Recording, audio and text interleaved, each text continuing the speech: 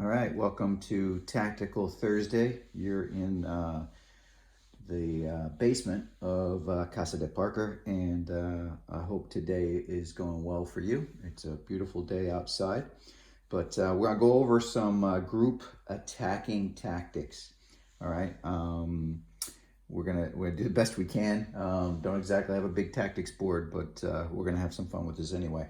We're gonna kind of go over a couple different things, and hopefully it kind of talks about what we want and what we do and why we do it. All right. So as we all know, the object of the game is to score more goals than our opponents in the allotted time. So we're gonna do our aim is to do that by making the most of each possession. So every time we get the ball, we want to maximize that possession. All right. So when we get it, we want to focus on getting the ball in possession to areas of the field where we have the best chance to score goals, right?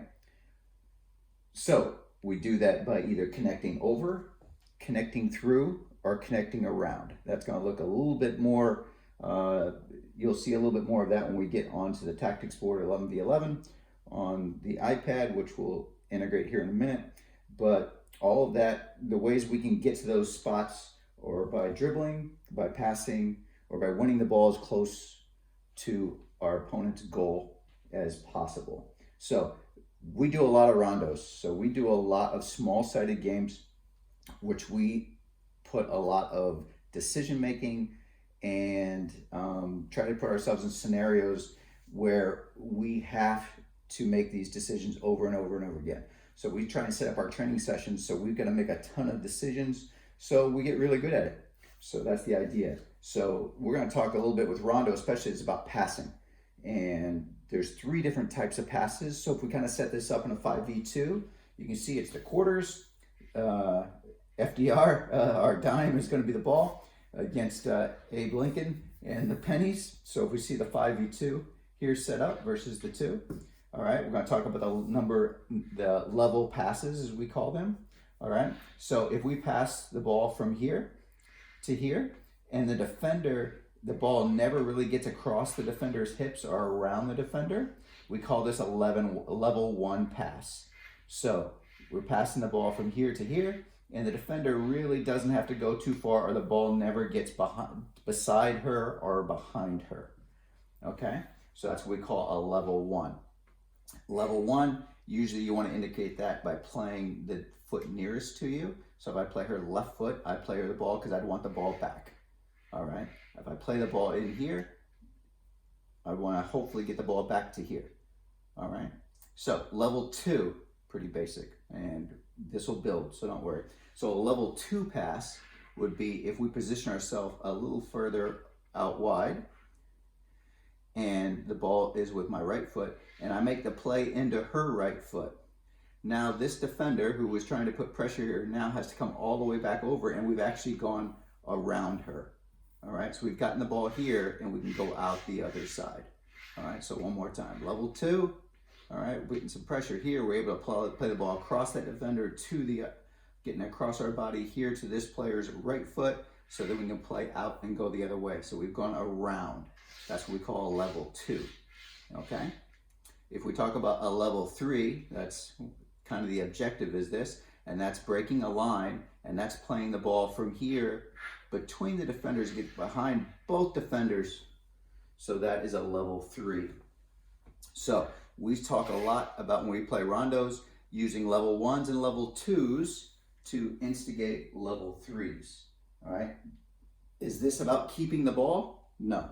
This is about manipulating defenders to get them into areas that allow us to do what we want to do. So what do I mean by that? So if we can get ourselves into a position here as our second attacker, the first attacker with the ball, that she can play the ball to her right foot, a good position, so we can play the ball the other side. We want to get the ball here because then we've broken the line. All right. So again, if we're able to get the ball here, can we position ourselves in an area high enough that we can play a ball across this player to get it to our opposite foot, so it gets it across our body to our right foot to get it to the other side to break this line. All right. The other thing we can do is position ourselves in an area that will drag a defender. all right? This will allow this gap to be bigger to play the ball directly the way we want to go. So we're gonna read this player here and then make our decision based off this player and this player. Can we get the ball to the other side? That's what we're trying to do, trying to break this defensive line. We can do that with a level 2 pass here, 2 pass combination. We can maybe do a level 1, which draw this defender a little closer. Then maybe we play it into her left foot, and maybe that sets up the split for the level 3. Or maybe we've already played the ball in here, we've played it back, and now maybe we're dragging this player here, makes this player come over, and maybe we play the level 2 to get to this side. Other option would be just dragging these players wide enough, getting ourselves higher and wider, that there's no pressure on the ball, or when this person comes to play, we can still play the split to allow the level 3 pass. All right, hopefully pretty straightforward. Now, let's see if we can make this work. So it looks like we're doing a little 11v11 here. Get the tactical pad out.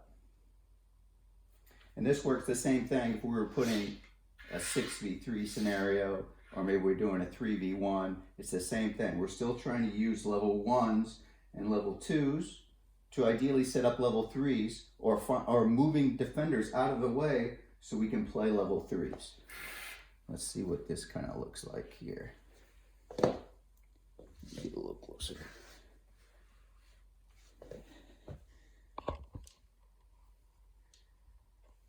All right. See how this works. All right, hopefully you can see that pretty well.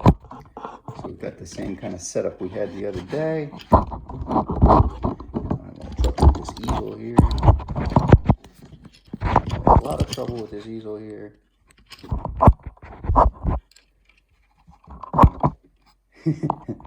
Hope you're having as much fun as I am with this. All right, that looks a little better. Get a little closer.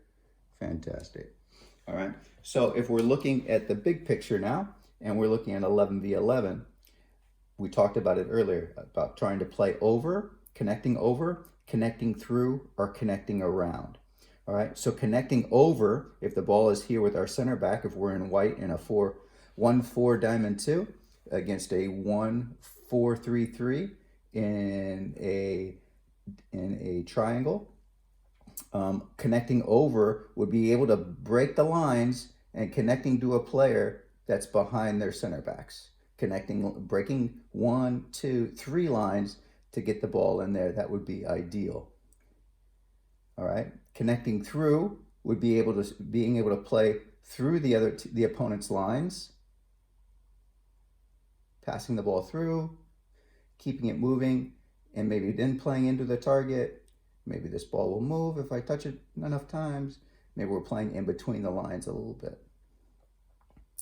So ideally, what we're looking for is to get the ball ideally in this area behind the center backs. This is going to give us our best chance of being in a position to score a goal. Our second objective would be trying to get the ball maybe behind the outside backs. These 3 areas here give us the best chance. If we can connect a pass to someone in these areas, it's going to give us the best chance of scoring a goal. All right? That would be objective. And that would be if we were trying to connect over with a level 3, if that makes sense. All right? Second objective would be try to get the ball maybe between the center backs or between the outside backs and the center backs. If we can't get it all in behind, can we play it in between? If we can't get it in between, we're going to try and that would be trying to play through. Then maybe we want to try and get it behind the holding mids and in front of the back line. This would still be playing over if the ball was here with 4, because we would still be trying to connect over, as I draw too much here. If we're able to connect into this area here, or to connect into this area here, we'd still be breaking a line. So if there's a defensive line there, there's a defensive line there, there's a defensive line there. We're trying to break lines.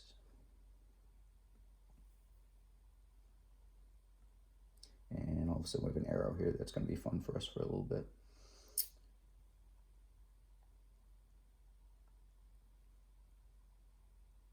If we cannot play in those areas, then we're going to try and get the ball out wide. Maybe we're going around now.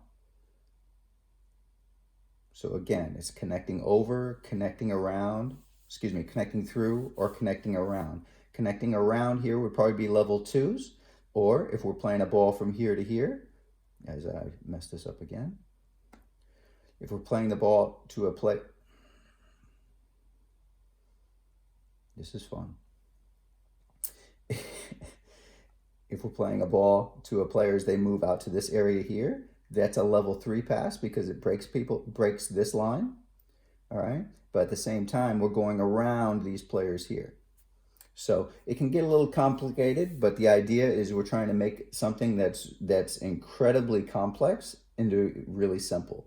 Connecting over, connecting through, or connecting around, using level 1s, level 2s, and level 3 passes. And it all stems from our rondo. So that's where we play rondo a lot. Those are kind of some basics that we use to make that happen. And I hope this kind of kickstarts some discussion. All right. I hope the rest of your day goes well. And we look forward to talking and hanging out with you guys soon. All right. Take care. Bye-bye.